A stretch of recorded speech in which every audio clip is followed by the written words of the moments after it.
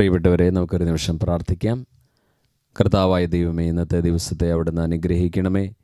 സ്വർഗത്തിലെ ദൈവമേ, ഞങ്ങൾക്ക് തിരുവചനം നൽകണമേ. ഇസ്രായേൽ ജനത്തിന് മന്ന നൽകിയതുപോലെ ദൈവവചനമാകുന്ന മന്ന നൽകി ഞങ്ങൾ അനുഗ്രഹിക്കണമേ. ഈശോയുടെ നാമത്തിൽ ഞങ്ങൾ പ്രാർത്ഥിക്കുന്നു. നിത്യം പിതാവും പുത്രനും പരിശുദ്ധാത്മാവുമായ സർവേശ്വര എന്നേക്കും ആമേൻ. സ്നേഹമുള്ളവരെ, പഴയ നിയമത്തിൽ ഉൽപ്പത്തിയുടെ പുസ്തകം 49 അധ്യായത്തിൽ യാക്കോബ് തൻ്റെ മക്കളെ അനുഗ്രഹിക്കുന്ന ഭാഗം പറയുന്നുണ്ട്. 49 അധ്യായം, ഉൽപ്പത്തിയുടെ പുസ്തകം 49 അധ്യായം. യാക്കോബിൻ്റെ 12 ആൺമക്കളെക്കുറിച്ചും അവരെ അനുഗ്രഹിക്കുന്നതിനെക്കുറിച്ചുള്ള ഭാഗങ്ങളാണ് ഈ 49 അധ്യായത്തിൽ. നമുക്ക് ഇന്ന് അവിടെ ഒരു വ്യക്തിയെ നമുക്ക് പരിചയപ്പെടാം. വേദപുസ്തകത്തിലെ 49 ഉൽപ്പത്തി 49 പറയുന്ന ഒരു വ്യക്തിയാണ് ഇസാക്കർ. പലപ്പോഴും തെറ്റിദ്ധരിക്കും, ഇസഹാക്ക് എന്ന് തെറ്റിദ്ധരിക്കും. ഇസഹാക്കല്ല, ഇസഹാക്ക് അബ്രാഹത്തിൻ്റെ മകനാണല്ലോ. എന്നാൽ യാക്കോബിൻ്റെ 12 ആൺമക്കളിലുള്ള ഒരാളാണ് ഇസാക്കർ. ഇസാക്കറിനെ കുറിച്ചുള്ള ഒരു യാക്കോബ് അനുഗ്രഹിച്ച് പറയുന്ന ഒരു വാക്യമാണ് നമ്മുടെ ധ്യാനചിന്തയ്ക്ക് വേണ്ടി എടുക്കുന്നത്. അപ്പോൾ ഈ ക്യാരക്ടറെ നമ്മൾ പഠിക്കാൻ ശ്രമിക്കുകയാണ്. ഞാനത് വായിക്കാം. 49 അധ്യായത്തിൻ്റെ 14-15 വാക്യം. ഇസാക്കർ ഒരു കരുത്തുറ്റ കഴുതയാണ്. അവൻ ചുമടുകൾക്കിടയിൽ കിടക്കുന്നു. വിശ്രമസ്ഥലം നല്ലതെന്നും ദേശം മനോഹരമെന്നും അവൻ കണ്ടു. അതുകൊണ്ട് അവൻ ചുമട് കയറ്റാൻ ചുമൽ കുനിച്ചു കൊടുത്തു. കൂലിവേല ചെയ്യുന്ന ഒരു ദാസനായി തീർന്നു. ഒരപ്പൻ തൻ്റെ മകനെക്കുറിച്ച് പറയുന്നു, കരുത്തുറ്റ കഴുത. സ്നേഹമുള്ളവരെ, കഴുത എന്ന് നമ്മളെ വിളിച്ചാൽ നമുക്ക് ഇഷ്ടപ്പെടുമോ? ഒരുപക്ഷെ ചിലപ്പോഴൊക്കെ പഠിക്കുന്ന സമയത്ത് അധ്യാപകർ കുട്ടികളെ പഠിച്ചില്ലെങ്കിൽ ഒരുപക്ഷെ കഴുത എന്നൊക്കെ പഴയ കാലത്ത് വിളിക്കാറുണ്ട്. ഇപ്പോൾ ഒന്നും വിളിച്ചാൽ ശരിയാവത്തില്ല. പഴയ കാലത്തൊക്കെ ഒരുപക്ഷെ വിളിച്ചേക്കാം. കുട്ടീനെ അതൊന്നും അന്ന് നൊമ്പരപ്പെടുത്തിയിരുന്നില്ല. അപ്പോൾ കഴുത എന്നൊരു പക്ഷേ വിളിക്കുന്നു. മാതാപിതാക്കൾ അരിശം വരുമ്പോൾ കുട്ടികളെ ഇങ്ങനെയുള്ള പേരുകളൊക്കെ വിളിക്കാം, കൂട്ടുകാരെ വിളിക്കാം. ഇവിടെ ഒരു അപ്പൻ തൻ്റെ മകനെ കഴുത എന്ന് വിളിക്കുന്നു. കഴുത എന്ന് വിളിക്കുമ്പോൾ വെറും ഒരു കഴുത എന്നല്ല പറയുന്നത്, കരുത്തുറ്റ കഴുത. കഴുതയ്ക്ക് കരുത്താണ് വേണ്ടത്, കാരണം അതിന് ഭാരം ചുമക്കാനുള്ള മൃഗമാണ്. അപ്പോൾ അതുകൊണ്ട് അതിന് കരുത്ത് വേണം. എന്നാൽ ആത്മീയ മനുഷ്യന് വേണ്ടതോ അവന് കായിക ബലമല്ല വേണ്ടത്, അവന് ആത്മീയമായ കരുത്താണ് വേണ്ടത്, ആത്മബലമാണ് വേണ്ടത്, ആത്മശക്തിയാണ് ആത്മീയ മനുഷ്യന് വേണ്ടത്. എന്നാൽ ഇവിടെ ഇസാക്കറിനെ കുറിച്ച് പറയുന്നത് അവൻ കരുത്തുറ്റ കഴുത എന്നാണ്. എന്നാൽ അതിൽ നമുക്ക് മനസ്സിലാക്കണം, നമുക്ക് വേണ്ടത്, ആത്മീയ മനുഷ്യർക്ക് വേണ്ടത് ആത്മബലമാണ്. എന്താണ് ഇസാക്കറിനെ കരുത്തുറ്റ കഴുത എന്ന് പറഞ്ഞിട്ട് തിരുവചനം നമ്മെ പഠിപ്പിക്കുന്നത്? അതിൽ നിന്ന് ദൈവം എന്താണ് നമ്മോട് സംസാരിക്കുന്നത്? അതിനെക്കുറിച്ചാണ് നമ്മൾ വിചിന്തനം ചെയ്യുന്നത്. ഇസാക്കർ കരുത്തുറ്റ കഴുതയാണെന്ന് പറഞ്ഞിട്ട് അവൻ ചുമടുകൾക്കിടയിൽ കിടക്കുന്നു. ചുമടുകൾക്കിടയിൽ ഭാരം കുറേ വഹിക്കാനുള്ള ചുമടുകൾ കിടക്കുന്നുണ്ട്. ആ ചുമടുകൾക്കിടയിൽ അവൻ കിടക്കുന്നു. അപ്പോൾ നമ്മൾ ചിന്തിക്കും, അലസനാണല്ലേ, അലസതയായിട്ട് ഉത്തരവാദിത്വമൊന്നും നിർവഹിക്കാതെ ചുമടുകൾക്കിടയിൽ കിടക്കുന്നു എന്ന് ചിന്തിക്കും. അതല്ല അവിടെ ഉദ്ദേശിക്കുന്നത്. എന്നാൽ അദ്ദേഹത്തെക്കുറിച്ച് പിന്നെ പറയുന്ന വാക്യം ശ്രദ്ധിക്കണം. വിശ്രമസ്ഥലം നല്ലതെന്നും ദേശം മനോഹരമെന്നും അവൻ കണ്ടു. വിശ്രമസ്ഥലം നല്ലതെന്ന്, ദേശം മനോഹരമെന്ന് അവൻ കണ്ടു. എന്താ കാര്യം? ഏതാണ് വിശ്രമസ്ഥലം? ഇസ്രായേൽ ജനത്തെ സംബന്ധിച്ച് കനാൻ നാടാണ്. ഇത് ഉൽപ്പത്തിയുടെ പുസ്തകമാണ്. പുറപ്പാടിൻ്റെ പുസ്തകത്തിലാണ് മോശയുടെ നേതൃത്വത്തിൽ കനാൻ നാട്ടിലേക്ക് പോകുന്നത്. അപ്പോൾ വിശ്രമം നല്ലതെന്ന് അവൻ കണ്ടു. ഈ കാഴ്ച നമുക്ക് വേണം. നമുക്കൊരു വിശ്രമമുണ്ട്, നമുക്കൊരു വിശ്രമം. ഇപ്പോൾ നമുക്ക് പ്രവൃത്തിയുടെ ദിവസങ്ങളാണ്. ജീവിച്ചിരിക്കുന്ന കാലം മുഴുവൻ കർത്താവിന് വേണ്ടി പ്രവർത്തിക്കാനുള്ള സമയമാണ്. ആർക്കും ജോലി ചെയ്യാൻ കഴിയാത്ത രാത്രികാലം വരികയാണല്ലോ. അപ്പോൾ ഇത് വിശ്രമം നമുക്കിപ്പോഴില്ല. നമ്മളിപ്പോൾ ഈ ഭൂമിയിൽ വെച്ച് വിശ്രാന്തം അധ്വാനിക്കുകയാണ്. കർത്താവ് ഏൽപ്പിച്ചു തന്ന കാര്യങ്ങൾക്ക് വേണ്ടി നമ്മളെ ഏൽപ്പിച്ച നമ്മുടെ ഉത്തരവാദിത്തങ്ങൾ, നമുക്ക് ധാരാളം റെസ്പോൺസിബിലിറ്റീസ് ഉണ്ട്. അതിന് നമ്മുടെ ജീവിതം സമർപ്പിച്ചു കൊടുത്ത് മുന്നോട്ട് പോകണം.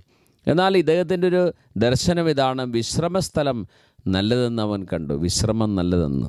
ഇന്ന് ലോകത്ത് ജീവിക്കുന്ന പലർക്കും ഈ ദർശനമില്ല.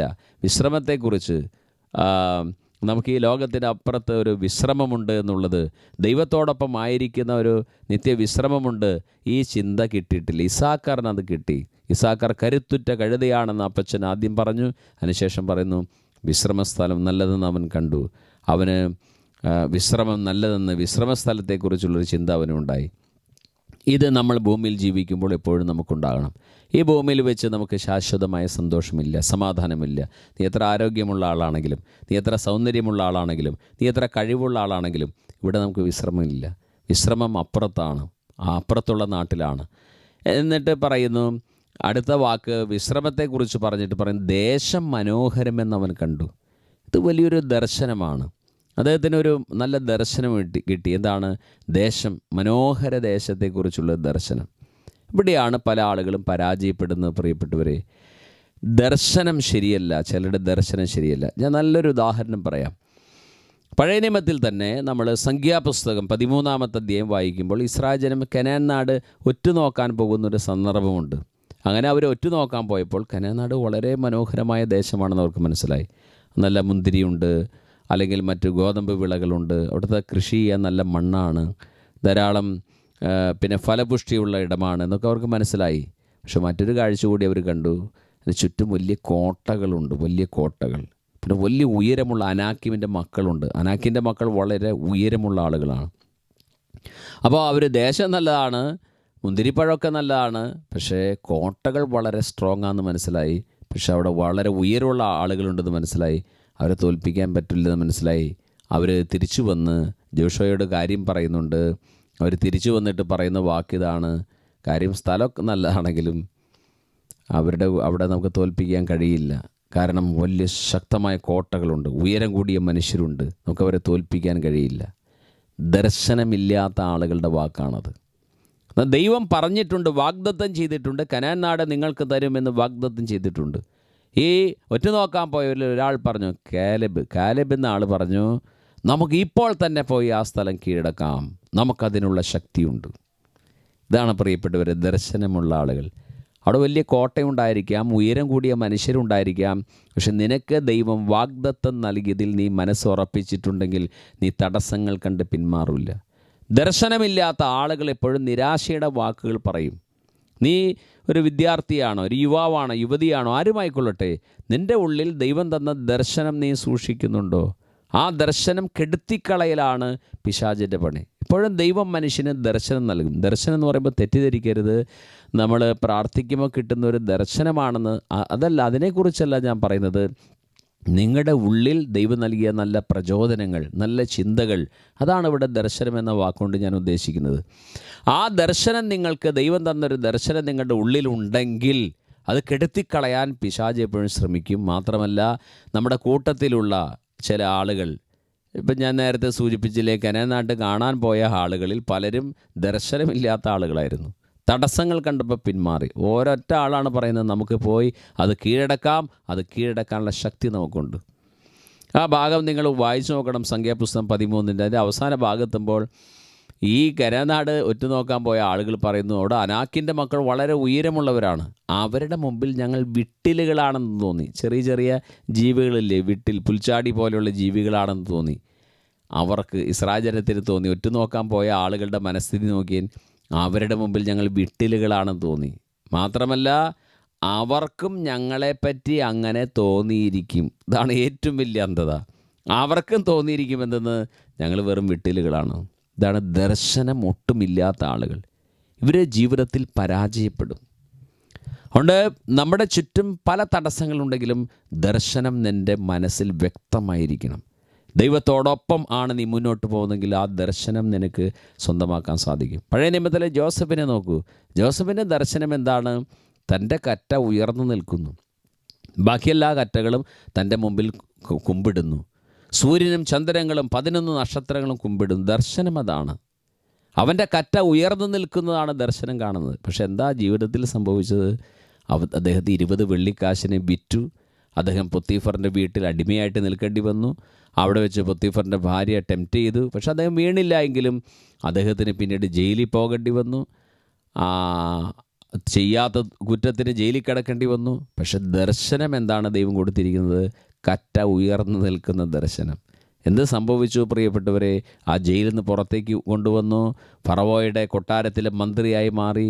മാത്രമല്ല, ലോകം മുഴുവന് ക്ഷാമമുണ്ടായപ്പോൾ ജോസഫിൻ്റെ കയ്യിൽ മാത്രമാണ് ധാന്യങ്ങൾ ഉണ്ടായിരുന്നത്. ഇതാണ് ദർശനത്തിൻ്റെ പ്രത്യേകത. ദർശനം നിൻ്റെ ഉള്ളിലുണ്ടെങ്കിൽ ആര് നിന്നെ കുഴിച്ചു മൂടാൻ ശ്രമിച്ചാലും ഒരു വിത്ത് പോലെ നീ കിളിർത്ത് വരും. വിത്തിൻ്റെ മുകളിൽ മണ്ണിട്ടാലും കാര്യമില്ല. ജലം വന്ന് വീഴുമ്പോൾ വിത്ത് മുളച്ച് അത് പുതിയൊരു ചെടി വൃക്ഷമായിട്ട് മാറുന്ന പോലെ ദർശനം, നിൻ്റെ ഉള്ളിലെ ദർശനം കെടുത്താൻ പാടില്ല. ദൈവം നൽകിയ ദർശനത്തെ മുറുകെ പിടിച്ച് മുന്നോട്ട് പോകണം. ഇതാണ് ഇസാക്കാറിനെ കുറിച്ച് പറയുന്നത്. ദേശം നല്ലതാണ്, മനോഹര ദേശത്തെക്കുറിച്ചുള്ള ദർശനം അവനുണ്ടായി. അതുകൊണ്ട് അവൻ എന്ത് ചെയ്തു? അവൻ ചുമടിന് വേണ്ടി ചുമൽ അവൻ കുനിച്ചു കൊടുത്തു. ഭാരങ്ങൾ വഹിക്കാൻ അവൻ ചുമൽ അവൻ്റെ ഷോൾഡർ ഇങ്ങനെ കുനിച്ചു കൊടുക്കുകയാണ്. ഇത് വളരെ വലിയൊരു കാര്യമാണ്. ദർശനമുണ്ടെന്ന് പറഞ്ഞ് നീ ചുമ്മാ നടന്നാൽ പോരാ, നീ ഭാരങ്ങൾ വഹിക്കണം, നിൻ്റെ ഉത്തരവാദിത്തങ്ങൾ വഹിക്കണം. ചുമൽ കുനിച്ചു കൊടുക്കുകയാണ്. ഇവിടെ നമ്മൾ മനസ്സിലാക്കണം, ധാരാളം പേര് ചുമൽ കുനിച്ചു കൊടുക്കാത്ത ആളുകളുണ്ട്. കുടുംബജീവിതത്തിലായ അപ്പൻ, അമ്മ, ആരെങ്കിലും ആകട്ടെ, നിനക്ക് ധാരാളം ഉത്തരവാദിത്തമുണ്ട്. ആ ഉത്തരവാദിത്തം വഹിക്കണം. ചില സംഘടനകളിൽ പ്രവർത്തിക്കുമ്പോഴൊക്കെ നമ്മുടെ പള്ളിയിലെ മീറ്റിങ്ങിലൊക്കെ സംഭവിക്കും, ചില ആളുകൾ ഉത്തരവാദിത്തം എടുക്കാൻ മുന്നോട്ട് വരത്തില്ല, ഒരു പുറകോട്ട് മാറും. ഇസ്സാക്കാർ എപ്പോഴും ചുമട് കൊടുക്കുകയാണ്, ഉത്തരവാദിത്തം ഏറ്റെടുക്കുകയാണ്. ഉത്തരവാദിത്തം ഏറ്റെടുക്കുന്നത് വലിയ കാര്യമാണ് പ്രിയപ്പെട്ടവരെ. നമ്മുടെ നാട്ടിൻപുറത്തൊക്കെ ശ്രദ്ധിച്ചാൽ കാണാം, വലിയ മരം വെട്ടിമുറിച്ചിട്ട് ഈ മരം മനുഷ്യർ ചുമന്നുകൊണ്ട് പോകുന്നത്. ആ ചുമന്നുകൊണ്ട് പോകുമ്പോൾ ശ്രദ്ധിച്ചാൽ അറിയാം, ചില മനുഷ്യർ പറയും കടത്തല ഇവിടേക്ക് വെച്ചേക്കാൻ പറയും. ആ മരത്തിൻ്റെ കട്ടിയുള്ള ഭാഗം അവർ ഷോൾഡറിൽ വയ്ക്കും. ചില ആളുകൾ കനം കുറഞ്ഞ ഭാഗത്താണ് എടുക്കുകയുള്ളൂ. ചില ആളുകൾ രണ്ട് ഭാഗത്ത് നിൽക്കില്ല, ചുമ്മാ കൈവച്ചിട്ട് പോവുള്ളൂ. കള്ളത്തരമാണ് അത് ചെയ്യുന്നത്. ചുമൽ കുനിച്ചു കൊടുക്കില്ല. അപ്പോൾ നീ ഒരു സംഘടനയിൽപ്പെട്ട ആളായിരിക്കാം, നീ ഒരു കുടുംബത്തിൻ്റെ അംഗമായിരിക്കാം, നീ ഒരു ഓഫീസിൽ ജോലി ചെയ്യുന്ന ആളായിരിക്കാം. പല മേഖലകൾ ദൈവം നമുക്ക് ഏൽപ്പിച്ചു തന്നിട്ടുണ്ട്. ഇസ്സാക്കറാണോ നീ? ചുമല കുനിച്ചു കൊടുക്കുന്നവൻ മാത്രമേ ജീവിതത്തിൽ വിജയിക്കൂ. ചുമ്മാ ചുമല കുനിച്ചു കൊടുത്താൽ പോരാ, നിനക്ക് ദർശനമുണ്ടായിരിക്കണം. ദർശനമുള്ള ആളുകൾ വിജയം പ്രാപിക്കും. ഇതാണ് ഇസ്സാക്കാർ നമ്മെ പഠിപ്പിക്കുന്നത്. ഇസ്സാക്കാർ തോറ്റ മനുഷ്യനല്ല. ഈ ഇസ്സാക്കാറിനെ പിന്നെ നമ്മൾ കാണുന്നത് ദിനവൃത്താന്ത പുസ്തകത്തിലാണ്. എത്ര മനോഹരമാണ്! അദ്ദേഹത്തിൻ്റെ പിന്നെ ഗോത്രത്തിൽ വളരെ ജ്ഞാനികളായ മനുഷ്യരുണ്ടായി എന്ന് ദിനവൃത്താന്ത പുസ്തകം നമ്മെ പഠിപ്പിക്കുകയാണ്. വളരെ ജ്ഞാനികൾ, ബുദ്ധിയുള്ള ആളുകൾ അവരുടെ കൂട്ടത്തിൽ നിന്നുണ്ടായി. നീ ഇന്ന് ചുമൽ കുനിച്ചു കൊടുക്കുന്നു. ഒരുപക്ഷെ കർത്താവിൻ്റെ വേലയ്ക്ക് വേണ്ടി ചുമൽ കുനിച്ചു കൊടുക്കുന്ന അനേകം അൽമായരുണ്ട്. ഞാനും ആ കൂട്ടത്തിൽപ്പെട്ട ഒരാളാണ്. ധാരാളം അൽമായ സഹോദരങ്ങൾ ഉണ്ട്. നമ്മുടെ കഷ്ടപ്പാട്, വേദനകളൊക്കെ കർത്താവ് കാണുന്നുണ്ട്. നമ്മൾ ഈ ചുമലിൽ നിന്ന് സുവിശേഷ വേലയുടെ ആ ധർമ്മം നമ്മൾ ഒരിക്കലും അത് ഇട്ടിട്ട് നമ്മൾ പോകാൻ പാടില്ല. അവസാനം വരെ കഷ്ടതകളിലും കർത്താവിന് വേണ്ടി പിടിച്ചു നിൽക്കുമെങ്കിൽ നമ്മുടെ തലമുറകൾ അനുഗ്രഹിക്കപ്പെടും. നിൻ്റെ തലമുറകളായിട്ട് അനുഗ്രഹിക്കപ്പെടും. കാരണം മഹത്തായ ഒരു ശുശ്രൂഷയാണ് ദൈവം നമുക്ക് നൽകിയിരിക്കുന്നത്. പഴയ നിയമത്തിൽ നമുക്ക് കാണാം, വാഗ്ദാനപ്പെട്ടകം ചുമന്ന പുരോഹിതന്മാർ, കൊഹാത്തിരാണ് അവർ. അങ്ങനെ പുരോഹിതന്മാർ ചുമന്ന് അവരുടെ ഷോൾഡറിലൊക്കെ വലിയ തഴമ്പ് വന്ന് കാണും. പക്ഷേ അഭിമാനമായിട്ടൊരിക്കൽ അവർക്ക് നിൽക്കേണ്ടി വന്നു. എപ്പോഴാണെന്നോ? ജോർദാൻ നദി കരകവിഞ്ഞൊഴുകുന്നു. ജോർദാൻ നദി കരകവിഞ്ഞൊഴുകിയപ്പോൾ എന്താണ് കർത്താവിൻ്റെ വചനം പറഞ്ഞത്? വാഗ്ദാനപ്പെട്ടകം ചുമക്കുന്ന പുരോഹിതന്മാരുടെ ഉള്ളംകാൽ ജോർദാൻ നദിയെ ചവിട്ടുമ്പോൾ ജോർദാൻ നദിയുടെ ഒഴുക്ക് നിലയ്ക്കും. വെള്ളം അവിടെ ചിറ പോലെ പൊങ്ങും. ഇപ്പുറത്തുള്ള വെള്ളം ഒഴുകിപ്പോൾ അവിടെ കരഭൂമിയായിട്ട് മാറി അങ്ങോട്ട് പോവാം. അതെ, ദൈവത്തെ വഹിച്ചുകൊണ്ട് നീ നടന്നാൽ നിനക്ക് അഭിമാനിക്കാനുള്ളൊരു അവസരം ദൈവം കൊണ്ടുതരും. നീ ദൈവത്തെ ചുമന്നാൽ മാത്രം മതി. ദൈവത്തെ വഹിക്കുന്ന ആളുകളായിട്ട് മാറണം. പല ജോർദാൻ മരണത്തെ സൂചിപ്പിക്കുന്നതാണ്. യോർദാൻ കടക്കുമ്പോഴും അവിടെയും വിശ്വാസി പതറുകയില്ല എന്നല്ലേ പാട്ടുകാരൻ പാടുന്നത്? യോർദാൻ കടക്കുമ്പോഴും നീ പേടിക്കേണ്ട കാര്യമില്ല. ആര് പേടിക്കേണ്ട? ഉള്ളിൽ യേശുവിനെ വഹിക്കുന്ന, ഉള്ളിൽ ദർശനമുള്ള ആളുകൾ ഭയപ്പെടേണ്ട കാര്യമില്ല. അവർക്ക് ഇതെല്ലാം തകർത്ത് മാറ്റി അക്കരെ നാട്ടിലെത്താൻ സാധിക്കും. അതുകൊണ്ട് ഇസ്സാക്കാർ നമ്മെ പഠിപ്പിക്കുന്ന വലിയ സന്ദേശം മറക്കരുത്. അവന് ദർശനമുള്ള ആളായിരുന്നു. ദേശം നല്ലതാണെന്ന് കണ്ട ആളാണ്. ചുമൽ കുനിച്ചു കൊടുത്ത ആളാണ്. അതുകൊണ്ട് നമുക്കും കർത്താവിൻ്റെ വേലയ്ക്ക് വേണ്ടി അവിടെ നിന്ന് നിങ്ങളെ ഏൽപ്പിച്ച ശുശ്രൂഷകൾ എന്താണ്, ജോലി വേലകൾ എന്താണ്, അവിടെ നമുക്ക് ചുമൽ കുനിച്ചു കൊടുത്ത് ദൈവത്തിൻ്റെ നല്ല ദാസനും ദാസിയുമായി തീരാം. കർത്താവ് അതിനായി നമ്മെ സഹായിക്കട്ടെ. ദൈവത്തിൻ്റെ അനുഗ്രഹം നമ്മൾക്കുണ്ടാകട്ടെ. ആമേൻ.